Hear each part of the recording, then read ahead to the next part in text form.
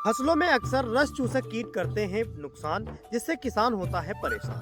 किसान साथियों, ये जो कीट होते हैं ये हमारी फसलों में रहकर छिपकर हमारी फसल को धीरे धीरे खाते, रस चूसते और बर्बाद करते रहते हैं।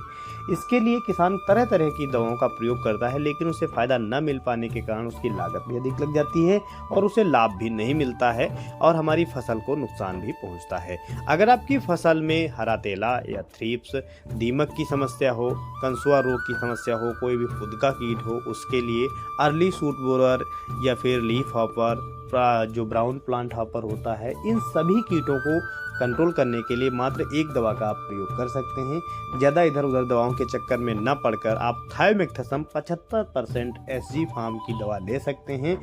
ये एक सटर नाम की दवा आती है, इसका भी प्रयोग कर सकते हैं और भी कई सारे नामों से दवा आपको मिल जाएगी। बस आपको ये ध्यान रखना है कि थायोमेक्थसम 75% एसजी फार्म में आपको मिलना चाहिए।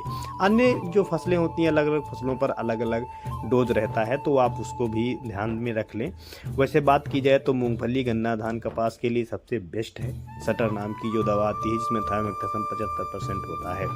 अब हम बात कर रहे हैं कौन सी फसल में कितना आपको डोज देना है।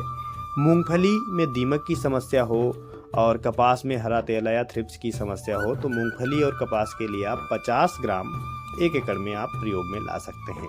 वहीं गन्ने में दीमक की या कंसुआ की समस्या हो तो आप 64 ग्राम ले सकते हैं और धान में अगर हरा फुदका या भूरा फुदका की समस्या है तो 60 ग्राम आपको धान में रखनी है।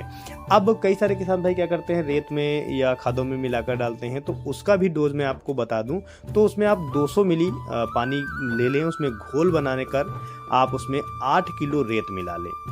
जो मात्रा मैंने बताई, मात्रा सेम आपको रखनी है। जैसे आप धान में डाल रहे हैं रेत में मिलाकर, तो 200 मिली पानी में आपको 60 ग्राम दवा मिलाकर और 8 किलो रेत मिला लें 1 एकड़ के हिसाब से। और चाहें तो आप किसी भी खाद में उस रेत को मिलाकर स्प्रे प्रयोग में ला सकते हैं या फिर आप स्प्रे के रूप में इसका प्रयोग कर सकते हैं।